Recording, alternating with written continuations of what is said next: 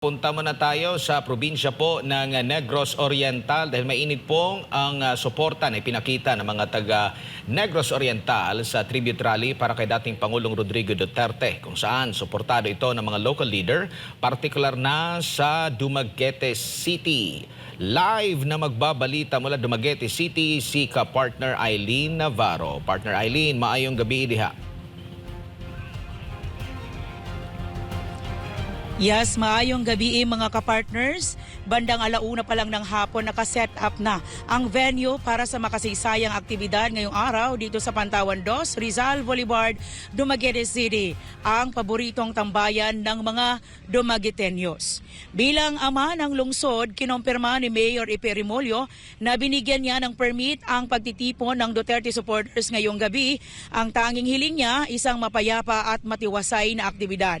Bagamat saglit na umambon kanina, hindi ito naging hadlang. Pagkalipas ng ilang sandali, nagsidatingan na ang mga Duterte supporters, nagtipon-tipon at sabik na sinimulan ang tribute rally upang ipagdiwang ang ika-80th birthday o kaarawan ni FPRRD. Insaktong 5:30 ng hapon nang dumating si PDP Senatorial Candidate Rodante Marcoleta na matapang na binigyang diin ang kahalagahan ng pagboto sa lahat ng PDP laban senatorial candidates bilang katuparan sa birthday wish ni Tatay Digong. Hindi rin nagpaiwan ang mga lokal na kandidato na nagbigay ng kanilang suporta, kabilang sina gubernatorial candidate Henry Teves at 2nd District Congressional Candidate at kasalukuyang Dumaguete City Mayor Ipe Remolyo. Bilang pagpakita ng pagtitiwala sa lokal na pamumuno, itinaas mismo ni Marcoleta ang kamay ng mga pambatong leader ng Negros Oriental, partikular na sina Henry Teves at Attorney Deo Remolyo na anak ni Mayor Ipe Remolyo at tumatakbo bilang 2nd District Congressional Candidate ng Partido Tubad Dumaguete. Malaking bagay ito para kay Attorney Deo Remolyo na ngayon ay nasa laban para sa pagkaalkalde ng Dumaguete City. Great honor na si Senator Marcoleta raised our hand dito sa stage kay nakita nato daghaman gyud kag supporters no diri sa Dumaguete and diri sa Negros Oriental, so it was a great honor na naa siya nato sa grupo sa Lupad Dumaguete. Sunod namang dumating ang nag-iisang pambato ng Visayas PDP Senatorial Candidate JV Hinlo. Matapang niyang tinuligsa ang matinding korupsyon sa bansa at inilatag ang kanyang mga hakbang para sa pagrebisa ng ilang mga umiiral na batas upang mas mapanagot pa ang mga tiwaling opisyal sa gobyerno.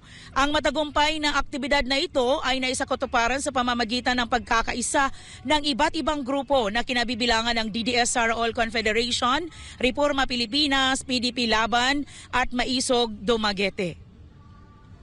Ngayon, we are expecting most probably mga 10,000 na volunteers, supporters, participants, lahat-lahat na po.